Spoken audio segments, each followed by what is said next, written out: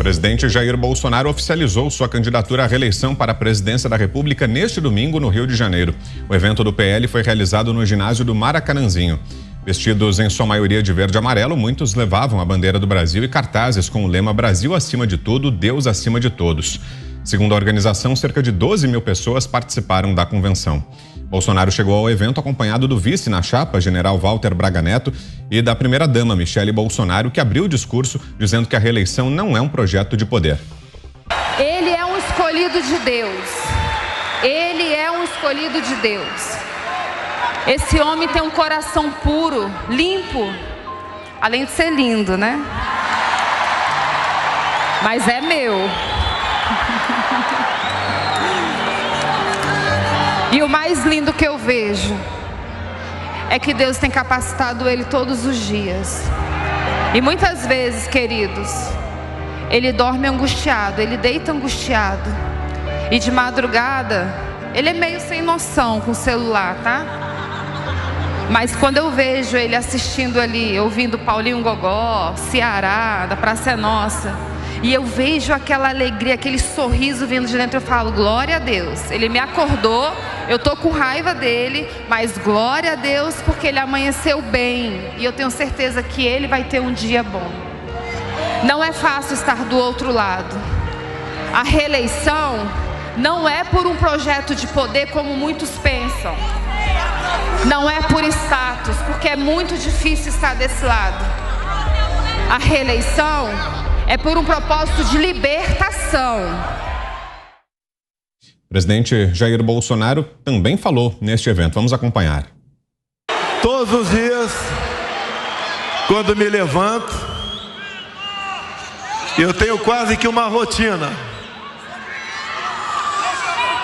E nessa passagem, eu dobro meus joelhos, rezo um Pai Nosso e peço a Deus que esse povo brasileiro nunca experimente as dores do comunismo. Em outro trecho do discurso, o presidente voltou a criticar o Supremo Tribunal Federal e ainda confirmou o general Walter Braga Neto como vice em sua chapa. Somos escravos das nossas decisões. Acreditaram em conversas fáceis, conversa de tapinha nas costas, de prometer o paraíso para cada um de vocês. A vida de ninguém é fácil. E para superar as dificuldades, quem tem que estar na frente é cada um de vocês. Não é o presidente, o governador Castro ou um prefeito. A nossa missão é não atrapalhar a vida de vocês.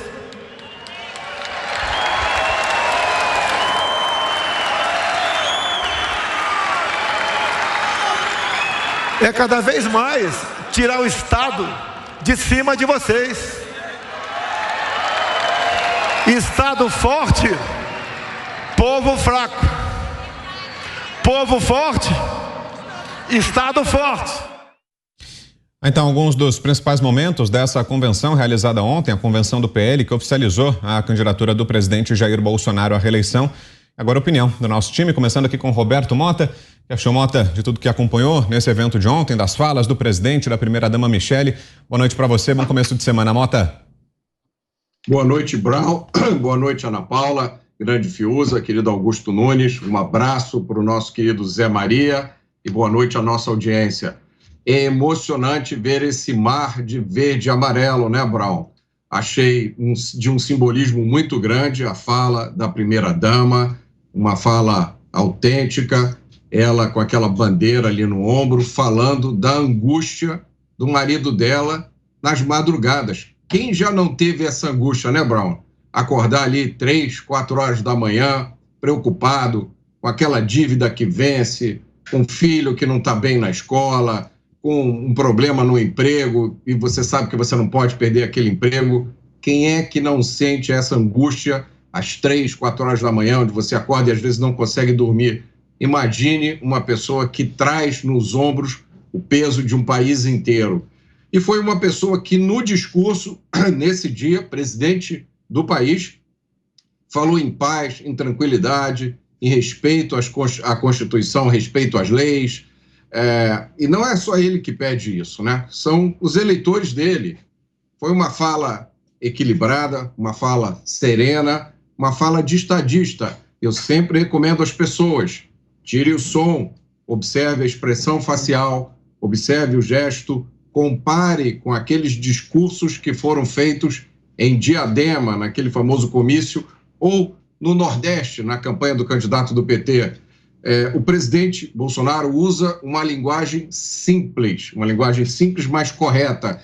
Ele não faz aquela afetação de pobreza, aquela linguagem forçadamente errada, quebrada, que alguns outros candidatos usam. O presidente falou de gratidão e de Deus e alertou para o comunismo.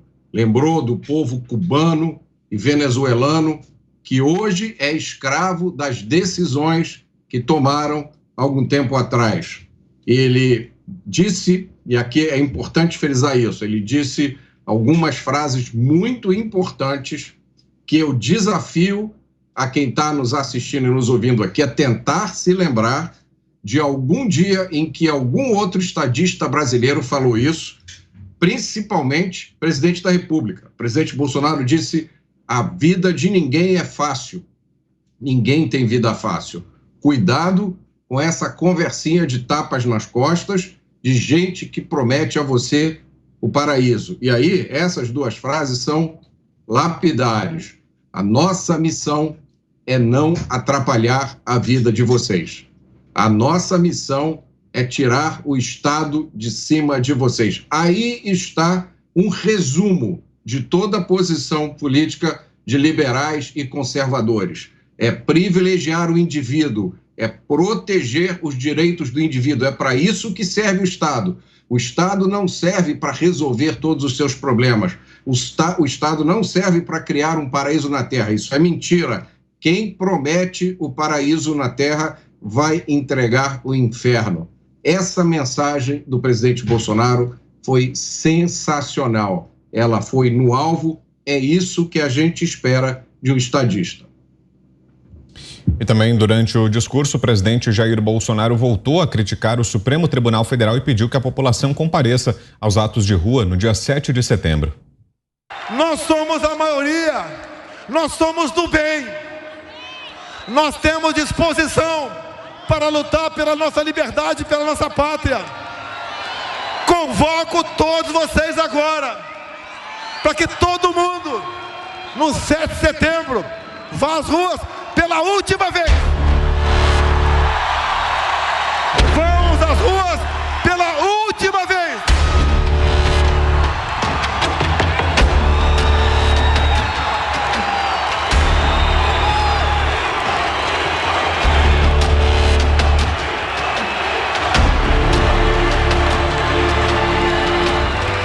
Estes poucos surdos de capa preta têm que entender o que é a voz do povo. Tem que entender que quem faz as leis é o Poder Executivo e o Legislativo. Todos têm que jogar dentro das 4 linhas da Constituição. Vamos à análise agora do Guilherme Fiuza. Boa noite, Fiuza. Boa noite, Vitor Brown, Roberto Mota, querida Ana Paula Henkel, mestre Augusto Nunes. Um grande abraço para o Zé Maria Trindade e boa noite a todos. Olha, talvez não tenha precedentes este candidato à reeleição, a forma como o presidente Bolsonaro chega a essa eleição, né? Essa campanha para a reeleição. É talvez um dos presidentes mais atacados da história e não, eu reputo assim, não por um conflito real entre forças políticas.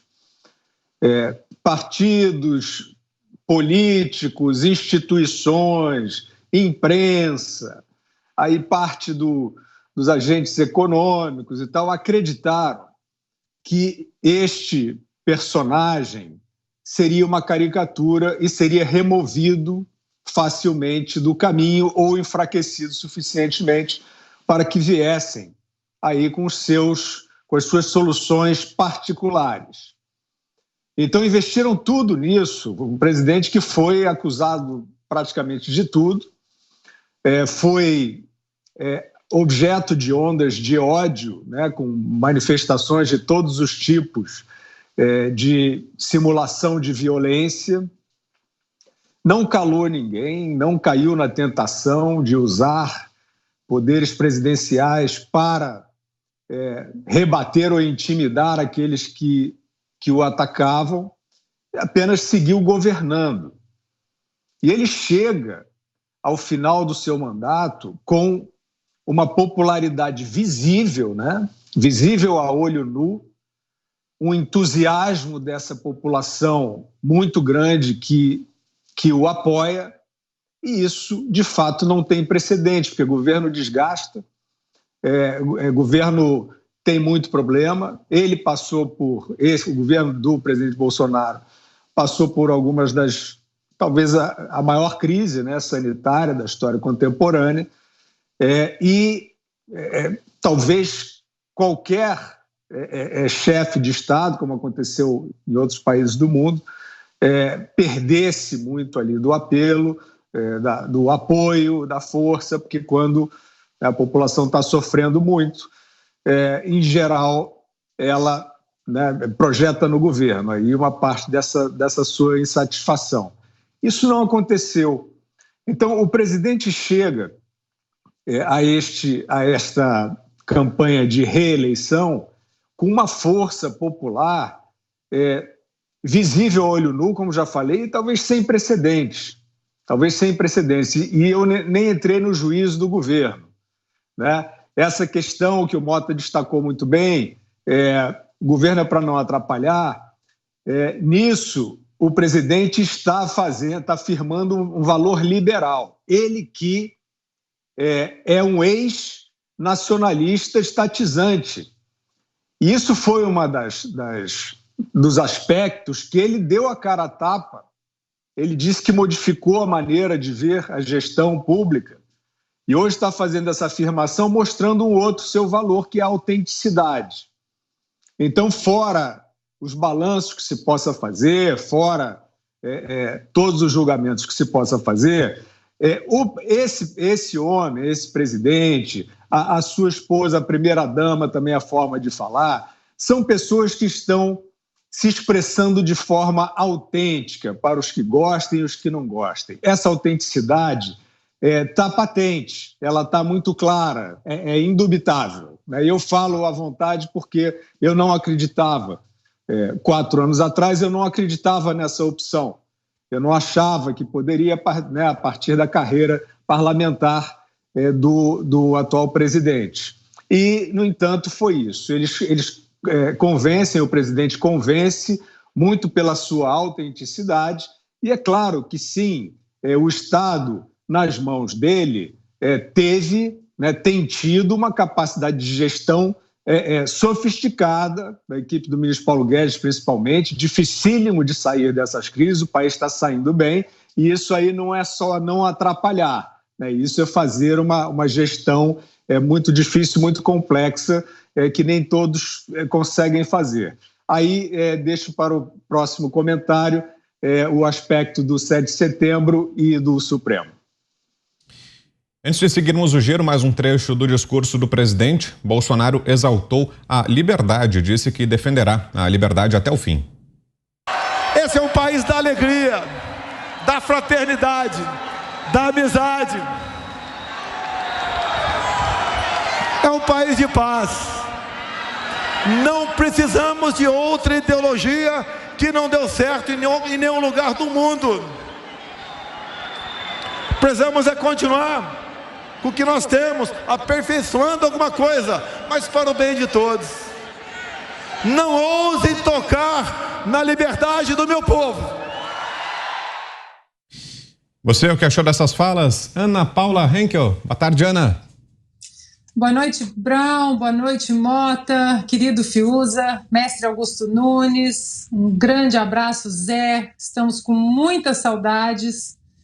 E boa noite à nossa audiência maravilhosa. Vitor, foi um discurso emocionante. Eu gostaria de mencionar aqui, no início do meu comentário, a primeira-dama, né? A sensibilidade da primeira-dama, a conexão que ela faz, o propósito de libertação.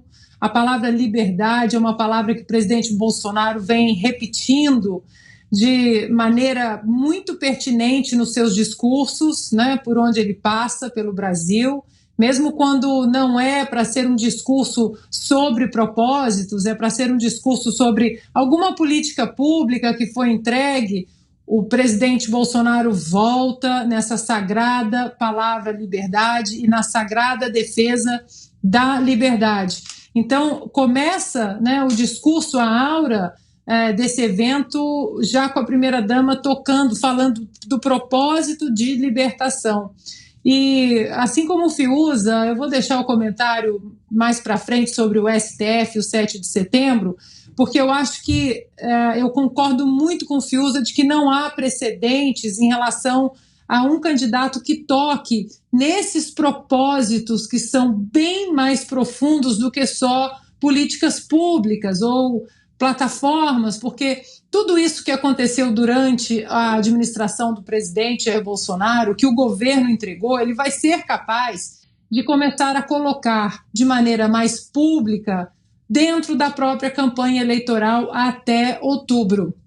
Mas esse evento mostra o pilar mais precioso para essa administração, que é a defesa da liberdade. Olha, Vitor, eu confesso que eu fiquei emocionada de ouvir um dos nossos políticos dizer: a nossa missão é não atrapalhar a vida de vocês. A nossa missão é tirar o Estado das costas de vocês. E por que eu fico emocionada? Porque isso conversa, existe uma convergência desse tipo de declaração com uma assembleia de vozes preciosa para mim, que, por exemplo, Ronald Reagan, que no discurso de despedida dele da Casa Branca, depois de 8 anos ali na Casa Branca, como um dos mais importantes presidentes americanos e acho que um dos ícones mais importantes que a humanidade viu dentro do contexto da defesa inviolável da liberdade, eu recomendo muitíssimo à nossa audiência olhar aí, procurar nas ferramentas de busca a transcrição do discurso de despedida do presidente Ronald Reagan, e ele fala, tem um trechinho ali no meio que ele fala exatamente o seguinte: nós, o povo, dizemos ao governo o que fazer, não o governo nos diz. Nós, o povo, somos o condutor, o governo é o carro. E nós decidimos para onde deve ir, por qual rota e com que rapidez. Quase todas as constituições do mundo são documentos em que os governos dizem ao povo quais são seus privilégios. Nossa Constituição é um documento no qual nós, o povo, dizemos ao governo o que é permitido fazer. Nós, o povo, somos livres. E esse discurso do presidente Bolsonaro nesse evento conversa bastante com esses ícones da liberdade, porque a verdade é que há muito mais em jogo nessa eleição do que só políticas públicas ou plataformas de governo, e o brasileiro de bem sabe disso. Opinião agora de Augusto Nunes. Boa noite, Augusto. Boa noite, grande Vitor, meu amigo Roberto Mota, minha querida parceira Ana Paula, meu irmão Guilherme. Boa noite para o Zé Maria, com muito carinho. Boa noite a você que nos acompanha. A primeira-dama é uma das raras, né, mulheres e presidentes que tem luz própria. Isso não é comum, né, na história da República Brasileira. A figura da primeira-dama surgiu em 1930, com a Darcy Vargas.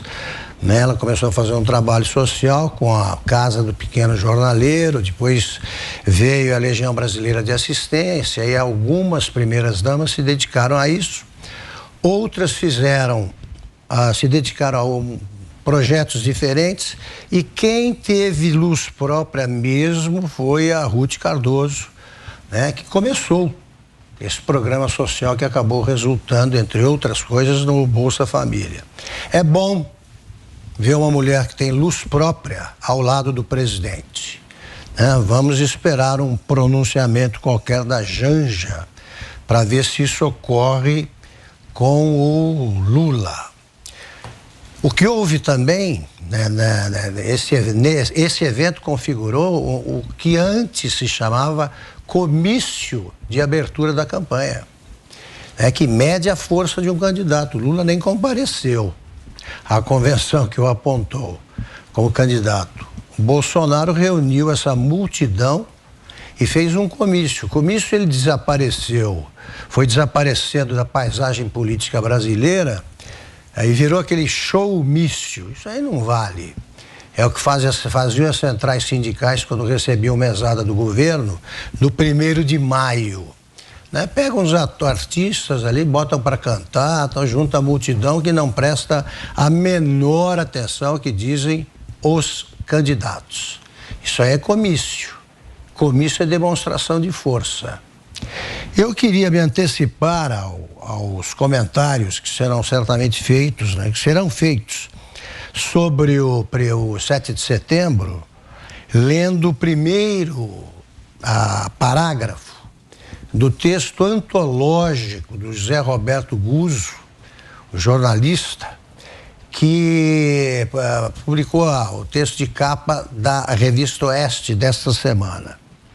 Ele diz com muita clareza o seguinte: prepara-se neste momento no Brasil, à vista de todo mundo e com a falsificação da lei por parte dos que têm a obrigação de garantir o seu cumprimento, o que tem toda a cara de ser o roubo de uma eleição, ou algo tão parecido com isso, mas tão parecido que fica difícil dizer qual seria a diferença. Podem não conseguir, podem desistir no meio do caminho, pode até ser, dentro do princípio geral de que tudo é possível, salvo prova científica em contrário, que acabe havendo eleições limpas para a escolha do próximo presidente da República daqui a 2 meses e meio.